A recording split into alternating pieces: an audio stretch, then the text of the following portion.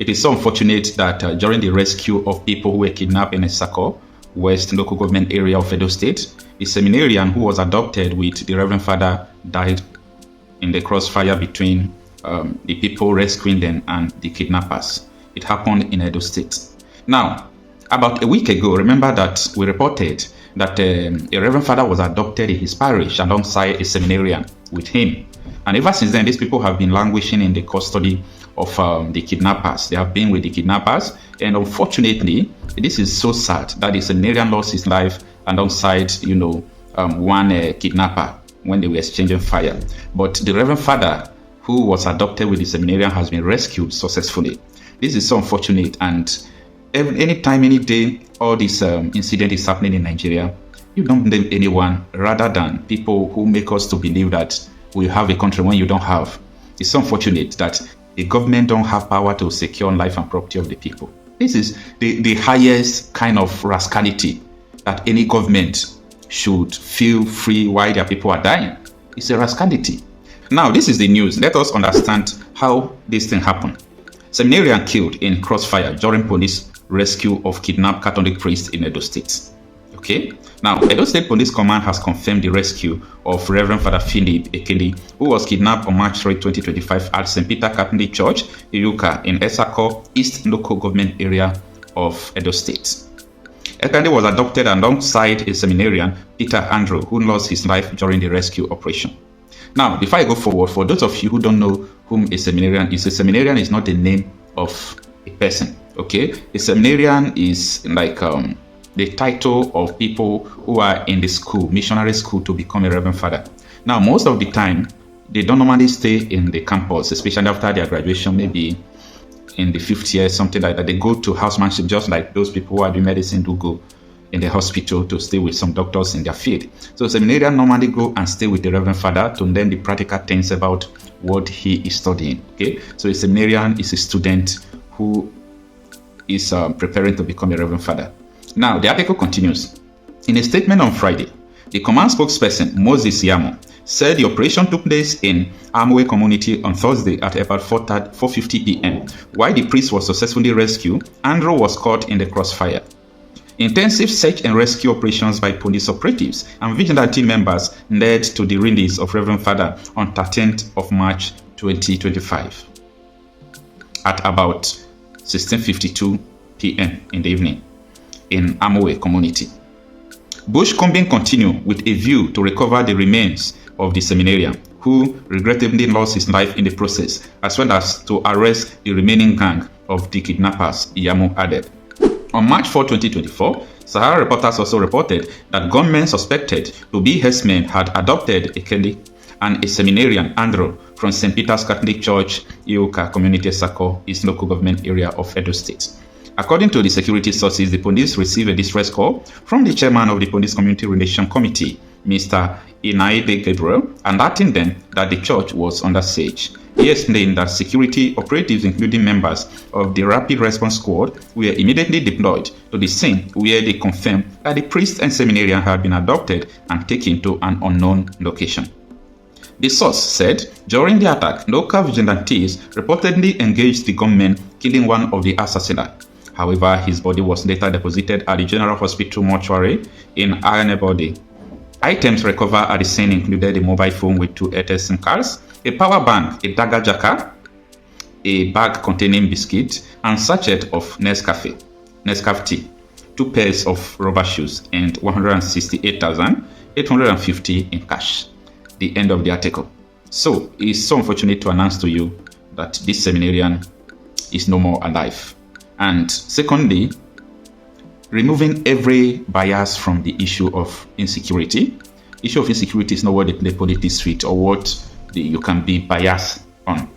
The governor of Edo State has been trying his possible best to make sure he mobilizes people to deal with all this, terrorists, kidnapping. And I wish other states like Delta State or the Southeastern State could just emulate him and do the same. I'm not saying that he has curbed the Hobushes, that he have arrested all of them, but I'm just saying that he is trying more than like Delta State, Bayelsa State, or the whole Southeast governors. This man is trying, okay? So this has nothing to do with politics or what you might think about. May his soul rest in peace. Gunmen abduct Catholic church priest, seminarian in Edo State as police launch manhunt. Before today, it is no longer news that Edo State is the new hub of terrorists. They are in Edo State, they have been terrorizing, they have been doing all sorts of illegal things. Even before they invade Edo State, we warned them that this is going to happen. And step by step, you can see everything that they normally do in everywhere. They are going to have only one kind of strategy, okay? They will go to the farm, make sure that the farmers are not going to farm. They will start targeting at people who has money or people who have organization that can fund them in case they kidnap them. So these are their strategy they are, deploying everywhere they go. Now, Edo State government, they have not been able to, solve this problem, but the governor has reacted to it. The governor has condemned it, and with that number, and the people of Edo State, they are just waking up because this thing has not been happening in their state before now. And since it has started, it's like a wake-up call. They are now talking about it every now and then. I think the people should do something because, as I do tell them, that the only people who can solve this problem is the indigenous people. Not police, not the government, not the governor, not the army. These people don't have any solution to it. The indigenous people should wake up. The vigilantes should wake up. Now, let us go to the details of what really transpired. Gunmen suspected to be herdsmen have adopted a Catholic priest, Reverend Father Philip Ekeli, and a seminarian, Peter Andrew, from St. Peter Catholic Church in Iwukwa Community, Esako East Local Government Area of Edo State. It was gathered that the attack reportedly occurred late Sunday night around 11:30 p.m. According to security sources, the police received a distress call from the chairman of the Police Community Relations Committee, Mr. Ena Ede Gabriel, alerting them that the church was under siege. He explained that security operatives, including members of the Rapid Response Squad, were immediately deployed to the scene, where they confirmed that the priest and seminarian had been abducted and taken to an unknown location. The source said during the attack, local vigilantes reportedly engaged the gunmen, killing one of the assassins. Out of the article, you see, one of the reasons I always recommend that the vigilantes are the only solution to all this insecurity, because vigilantes are the only one who fight like this thing is affecting me. This is what I mean. If armed robbers come into your community, if you call police, if you are to have double ear spiritual ear, you will hear the police talking. How is the journey? You should say those people not carry heavy weapon or ammunition, because police will first of all talk about their safety. They won't go directly. Even when they are going, they don't want trouble, because if they die, nobody will take care of their family. But vigilante will fight like, this place is my community. Anything that will happen, let it happen. Let us fight these people. Let us go after them. And most of the vigilante fortify themselves more than the policemen. That is why all these people, they fear the vigilante. They don't fear the military. They don't fear the police. So there are so many advantages why people should just have faith and beckon on the vigilante more than the security operatives. Now, the article continues. It says, however, his body was later deposited in the Gabriel Hospital mortuary in Arene Bode. Now, the body of the person that was killed, one of the kidnappers. Remember that from the beginning, I told you that these people were herdsmen, okay? And when you hear about herdsmen in Benin City, you know whom they are. And killing one person should confirm the identity of the people who were doing that. Now, it says the item recovered at the scene included a mobile phone with 2 Airtel SIM cards, a power bank, a Dada jacket, a bag containing biscuit and sachets of Nescafe tea, 2 pairs of rubber shoes, and 168,860 naira in cash. He added that security forces, including personnel from the Nigerian Army, 195 Battalion, police operatives, vigilante, and local hunters, have launched a joint search and rescue operation to locate the victims and apprehend the abductors. Efforts by Sahara reporters to reach Edo State Police Command spokesperson SP Moses Joel Yamu were unsuccessful, as he neither answered his call nor responded to messages sent to him.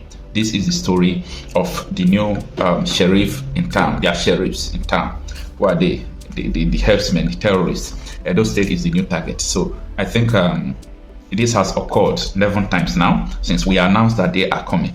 Not as if we did not tell people that this thing is something that is about to come. If you have been following me, you will understand that I said it. That look at these people are in Edo State, they are in Delta State, they are going to Yoruba land. The southern governors, they met. They said they want to establish a joint security. Up to now, I have not heard from them. And even though they set up a security outfit today, their security outfit will not be trusted. Okay? I rely on local vigilante. People who are in diaspora, wherever you are, you're a businessman, you have some cash left out, support your local vigilante. Call your village.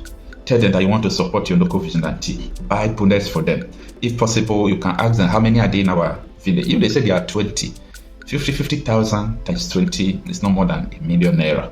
You can release ₦1 million, give them 50. Support your local vigilante. These people are the only people that can save you in a rainy day. Forget about the police, forget about the military, okay? Because what gave birth to the formation of all these vigilantes is because the police failed, the military failed, all these people failed. This thing did not start today. Before it become holistic like this, it started from the north, spread to the south, everywhere kidnapping, every now and then. If you hear what is going on in Benue State today now, you will cry. You will cry. So I don't really know, but I'm just doing all these things because I want the people, the indigenous people of every community, every town, please protect yourself. Make sure you work with your local vigilante. Protect yourself. For those of you who don't have money, it's okay. If you have money, go and buy a gun, buy weapons, okay? And make sure you protect yourself. It's not illegal to have a weapon by yourself in Nigeria. It's not illegal. Do whatever you can do to make sure you have, okay?